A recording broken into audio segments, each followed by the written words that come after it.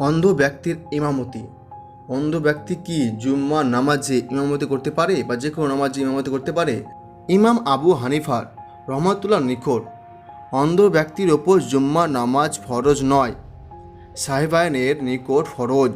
তবে এর জন্য শর্ত হচ্ছে তাকে জামে মসজিদ পর্যন্ত পৌঁছানোর মতো লোক থাকা চাই।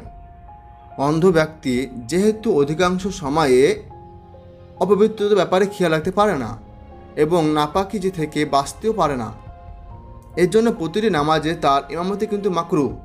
অবশ্যই যদি সে সর্বোত্তম ব্যক্তি হয়ে থাকে, পবিত্রতার ব্যাপারে যত্নশীল হয়, নাপাকি থেকে সতর্ক থাকে, তাহলে তার কিন্তু ইমামত মাকরু নয়। সেম এই রকম নিয়ম কিন্তু জুম্মা নামাজের বেলাও তা হুকুম প্রযোজ্য। বস্তুত অন্ধ ব্যক্তি ইমামতের যোগ্য, মাকরু বলা হয়েছে অন্য বিষয়ের কারণে। আর জুম্মার ফরজিয়ত বাদ দেওয়া হয়েছে ইমাম আবু হানিফা রহমতুল্লাহ নিকট সহজসাধ্য করার লক্ষ্যে।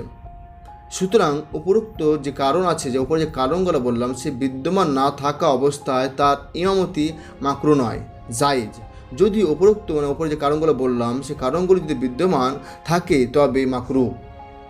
তো আবার একটা প্রশ্ন হচ্ছে ইমামতি সম্পর্কিত বিভিন্ন মাসাইল।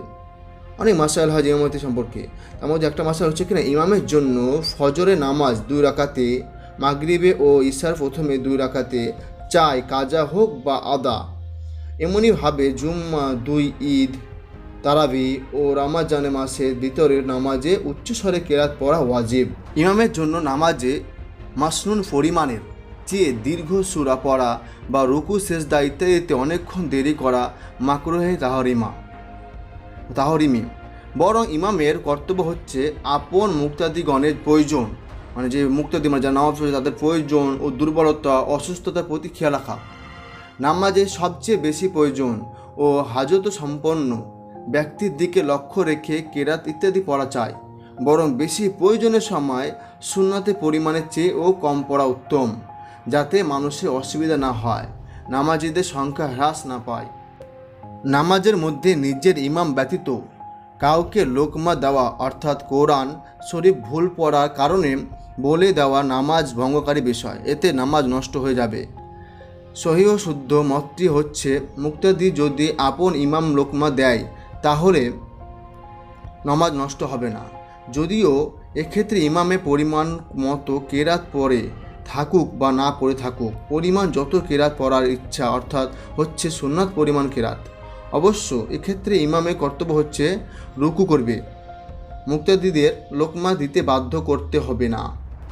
আর মুক্তাদিদের উচিত হচ্ছে খুব বেশি প্রয়োজন দেখা না দেওয়া পর্যন্ত লোকমা না দেওয়া।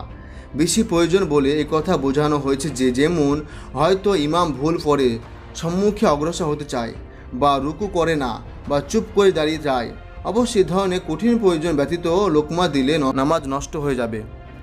মুক্তাদি যদি অন্যের পড়া শুনে বা কোরআন শরীফ দেখে ইমামকে লোকমা দেয় তবে তার নামাজ নষ্ট হয়ে যাবে।